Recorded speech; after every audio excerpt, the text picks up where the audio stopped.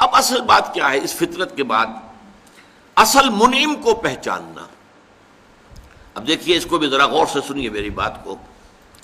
بچپن میں ہر بچہ یہ سمجھتا ہے کہ میرے حفاظت کرنے والے، میری ضروریات پوری کرنے والے، میری تکلیف پر تڑپ اٹھنے والے میرے والدین ہیں. اس سے آگے کا اسے بھی پتہ نہیں ہے، احساس نہیں ہے. لہذا جذبہ شکر جو ہے وہ والدین کی ذات کے ساتھ مرتکز ہو جاتا ہے. اس سے ذرا آگے بڑھا، معلوم نہیں میرا کنبہ ہے، میرے چچا ہیں، میرے ماموں ہیں، میرے فلاں ہیں، میرے کنبے قبیلے کے لوگ ہیں، میری قوم ہے، میرا وطن ہے. یہ سب در حقیقت میرے محافظ بھی ہیں، میرے مددگار بھی ہیں، اور میری ضرورتیں پوری کرتے ہیں. یہ جذبہ تشکر اب پھیل رہا ہے والدین سے، اپنے خاندان، قبیلے، قوم. اس کے بعد محسوس ہوتا ہے، یہ سائنس کی انتہا ہے، کہ یہ سارے عناصر فطرت مجھے پال رہے ہیں. سورج کی حرارت نہ ہو تو فصلیں کیسے پکیں؟ سورج کی حرارت نہ ہو تو یہ ہوا، یہ بادل کیسے اٹھے، سمندروں سے بخارات.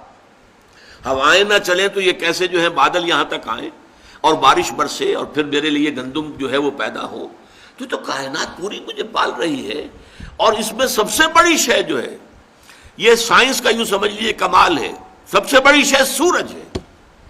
اس لیے کہ یہ بھی کہنا ہے کہ زمین سورج ہی سے ٹوٹا ہوا ایک ٹکڑا ہے، اسی سے سپلنٹر ایک علیحدہ ہوا اور اس کے گرد گھومنا شروع کر دیا. واللہ عالم، یہ علیحدہ بحث ہے، یہ کاسمولوجی کی بحث ہے. لیکن یہ ہے کہ بہرحال ہم جانتے ہیں یہ شکر کا جذبہ پھر آ کر مرتکز ہوتا ہے یہ تمام مظاہر فطرت کے اوپر. اب اس کے بعد صرف ایک چھلانگ لگانے کی ضرورت ہے. وہ چھلانگ جو حضرت ابراہیم نے لگائی تھی، سورہ انعام میں ذکر ہے، انہوں نے ایک تارے کو دیکھا تو کہا اچھا شاید یہ میرا رب ہے. جب وہ ڈوب گیا، غروب ہو گیا، تو نہیں میں تو غروب ہونے والے کو تو رب نہیں مان سکتا. پھر چاند کو دیکھا، وہ بڑا روشن تھا، بہت بڑا تھا، اچھا یہ رب ہے. جب وہ بھی ڈوب گیا، کہا نہیں اگر میرے رب نے مجھے ہدایت نہ دی. پھر دیکھا سورج کو، ھذا اکبر، ھذا ربی، ھذا اکبر.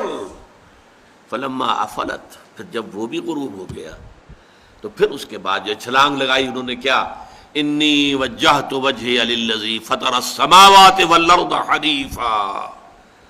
میں نے اب اپنا رخ کر لیا ہے، اپنا چہرہ کر لیا ہے رخ پر اس ذات کے جس نے آسمانوں اور زمین کو پیدا کیا ہے، جو سورج اور چاند اور ستاروں کا پیدا کرنے والا ہے.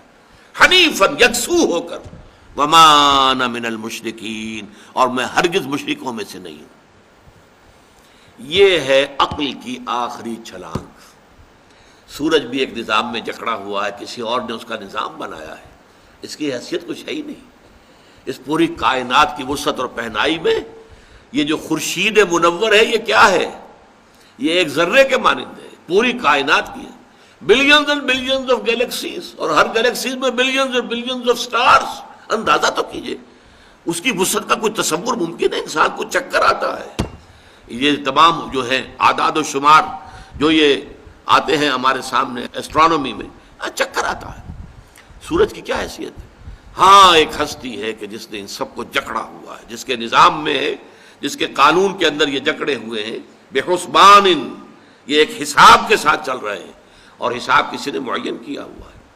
یہ ہے در حقیقت عقل کا کام. یعنی فطرت کی سلامتی، جذبہ تشکر. شکر کس کا؟ سب سے بڑی بات اللہ کا شکر.